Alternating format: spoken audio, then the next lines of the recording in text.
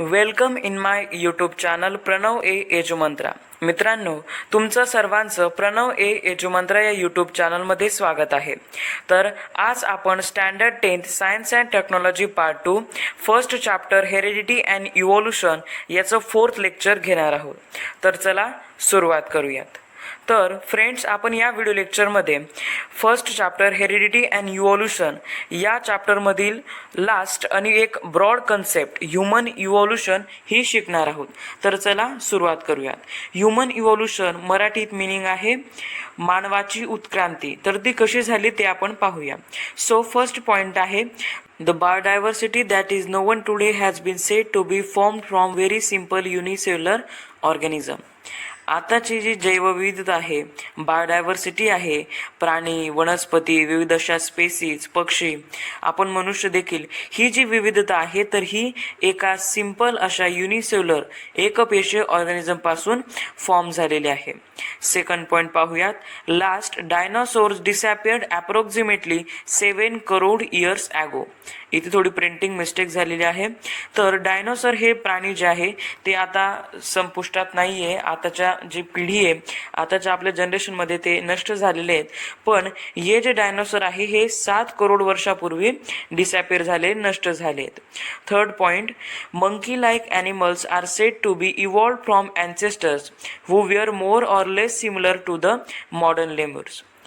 तर हे जे डिसॅपियर झालेले डायनोसॉर आहे त्यांच्यापासून मंकी लाईक ॲनिमल्स म्हणजे माकडांसारखे दिसणारे जे ॲनिमल्स आहे ते इव्हॉल्व झाले त्यांच्या पूर्वजांपासून.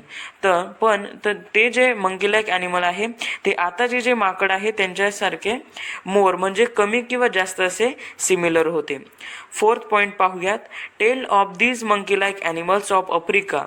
आफ्रिकामधील या माकडासारख्या दिसणारे हे जे प्राणी होते त्यांची जी शेपटी होती, टेल होती, it's said to be disappear about 4 crore years of ago.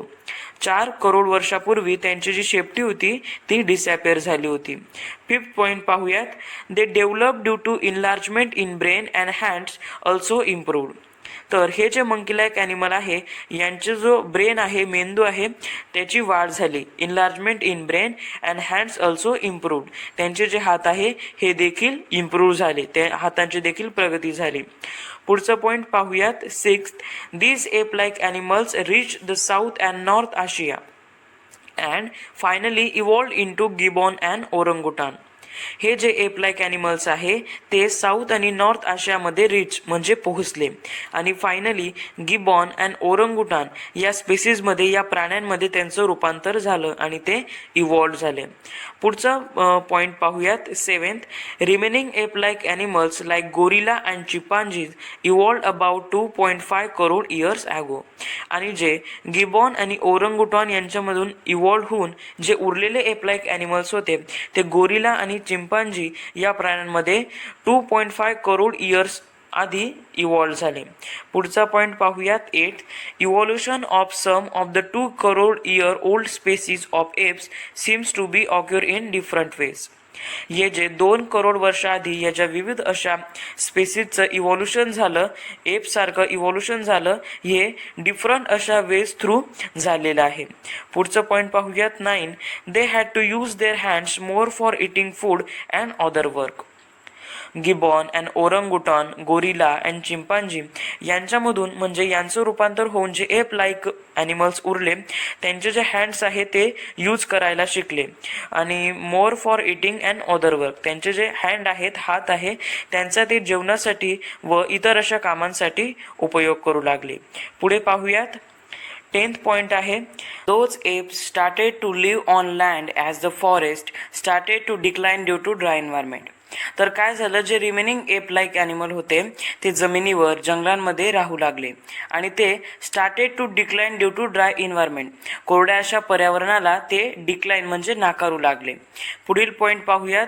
There lumbar bones, lumbar bone म्हणजे पाठीचा कणा, develop in a such a way that they started to stand in erect posture in grassland and thereby their hands became available for use anytime. त्यांचे जे लुंबार bones म्हणजे पाठीचा कणा हा असा डेव्हलप झाला की ते सरळ ताठ कण्याने उभे राहू शकत होते. ग्रासलँडमध्ये म्हणजे जमिनीवर ते उभ्या अशा ताठ कण्याने ते उभे राहू शकत होते. तर त्याच्याने काय झालं, त्यांचे जे हात आहे ते कोणत्याही कामासाठी केव्हाही यूज करण्यासाठी अवेलेबल होऊ लागले. पुढील पॉईंट पाहूयात. These first human like animals with erect posture which were using their hands have evolved about 2 crore years ago. हे जे माणसासारखे दिसणारे जे एप लाईक ॲनिमल्स आहेत हे ताठ कण्याचे which were using their hands जे त्यांच्या हातांचे यूज करतात असे 2 करोड इयर्स आधी इव्हॉल्व झाले. तर पुढे आपण पाहूयात 14th point. After this app grown up in size. त्याच्यानंतर काय झालं, हे जे एप लाईक ॲनिमल होते आपण या पिक्चरमध्ये पाहू शकता डेव्हलपमेंट ऑफ ह्युमन ब्रेन, त्याबरोबरच खाली ह्युमनची कशी वाढ झाली हे दिलेलं आहे.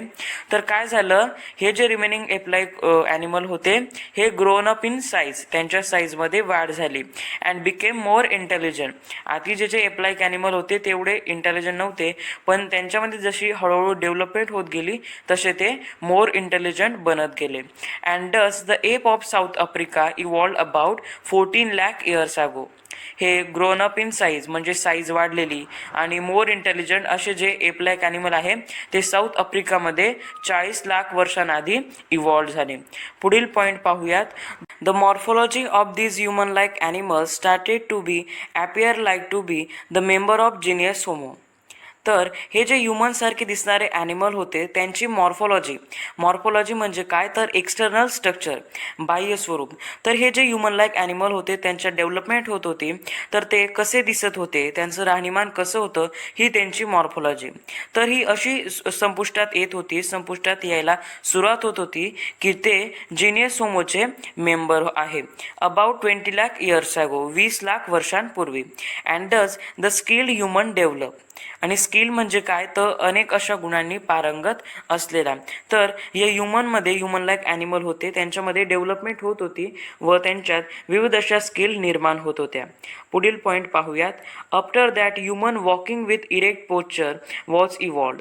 त्यानंतर काय झालं, जो ह्युमन लाईक ॲनिमल्स होते हे इरेक्ट पोस्चर म्हणजे ताठ कण्याने असे चालणारे इव्हॉल्व झाले. It may have existed in China and Indonesia of Asian continent. हे जे होते ते चायना आणि इंडोनेशिया हे जे देश आहे आशिया खंडातले यामध्ये एक्झिस्ट झाले म्हणजे इथे ते इव्हॉल्व झाले. पुढील पॉईंट पाहूयात. Evolution of upright man continue in the direction of developing it's brain for the period of about 1 lakh and meanwhile it discovered the fire. तर काय झालं, आतापर्यंत जे इव्हॉल्युशन आपण शिकलो त्यामध्ये आपण काय शिकलो, तर जे एप लाईक ॲनिमल आहे त्या ॲनिमलपासून तर ते एप लाईक ॲनिमल माणसासारखे दिसेपर्यंत यामध्ये काय इव्हॉल्युशन झालं, तर ते जे एप लाईक ॲनिमल आहे ते ताठ कण्याने चालू लागले, स्वतःच्या हातांचा उपयोग कोणत्याही कार्यासाठी व केव्हाही करू लागले. हे इव्हॉल्युशन झालं. ते ताठ कण्याने चालू लागले व स्वतःच्या हातांचा उपयोग करू लागले. पण ह्युमन होण्यासाठी तेवढंच पुरेसं आहे का, तर नाही. मग यानंतर त्या ह्युमनमध्ये म्हणजे ते ह्युमन लाईक ॲनिमल जे होते यांच्यामध्ये कम्प्लिटली ह्युमन होण्यासाठी ब्रेन डेव्हलपमेंट ही सुरू झाली. ब्रेन डेव्हलपमेंटचं इव्हॉल्युशन होऊ लागलं आणि तो जो पिरियड होता तो 1 लाख वर्षांइतका होता. आणि कम्प्लिटली ब्रेन डेव्हलपमेंट झाल्यानंतर तो जो एप लाईक ॲनिमल्स होता ह्युमनसारखा दिसणारा त्याची कम्प्लिटली ब्रेन डेव्हलपमेंट झाली आणि त्याने अग्नीचा शोध लावला. पुढील पॉईंट आपण पाहूयात. Brain of 50,000 year old man had been sufficiently evolve to the extent that it could be the consider as member of the class wise man. तर काय झालं, आता आपण पाहिलं की ब्रेनच्या डेव्हलपमेंटसाठी किती कालावधी लागला, तर 1 लाख वर्ष इतका लागला. जेव्हा ही डेव्हलपमेंट होत होती तेव्हा 50,000 वर्षांचा जो पहिला टप्पा होता तर त्या टप्प्यावर जेवढी मेंदूची वाढ झालेली होती तेवढी सफिशियंट होती. त्याच्यानंतर जे ह्युमन लाईक ॲनिमल होते त्यांना क्लास वाईज मॅन कन्सिडर केलं गेलं. क्लास वाईज मॅन म्हणजे काय, तर त्यांची जी मेंदूची वाढ होती ती सफिशियंट झाली होती आणि ती झाली असल्याने त्यांना बाकींच्या तुलनेत म्हणजे बाकीचे जे ह्युमन लाईक ॲनिमल होते त्यांच्या तुलनेत त्यांना हुशार असं समजलं जात होतं. पुढील पॉईंट पाहूयात. Neanderthal man can be consider as a first example of wise man.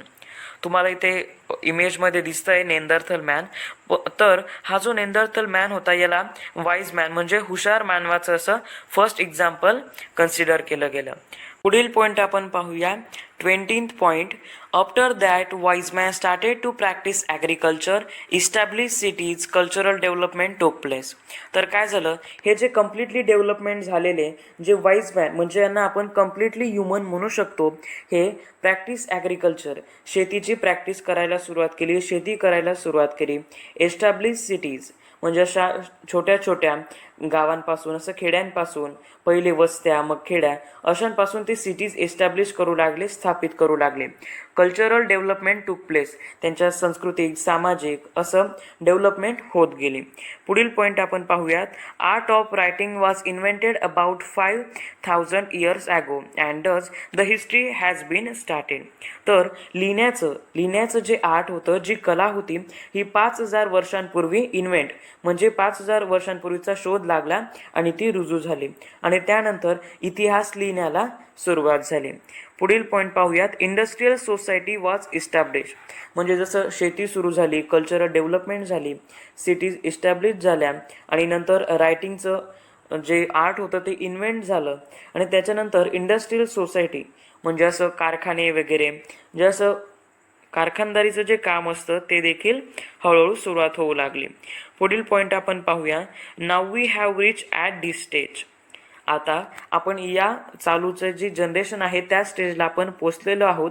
And still we are searching the details of roots of human ancestry. आणि आता आपण हे सगळं ह्युमन इव्होल्युशन कंप्लीट करून आता आपण या स्टेजला पोचलो आहोत आणि आता आपण ह्युमन ॲन्सेस्ट्री म्हणजे ह्युमनचा इतिहास, पूर्वज, त्यांचे जे रूट्स आहे त्यांचे डिटेल्स आपण सर्च करत आहोत. तर मित्रांनो, हे 4th लेक्चर होतं, हे देखील आपलं संपलं आहे. तुम्हाला जर हा व्हिडिओ आवडला असेल तर प्लीज लाईक आणि सबस्क्राईब करा. तुमच्या मित्रांना देखील शेअर करा. Please like and subscribe to my educational channel Pranav A एजुमंत्रा.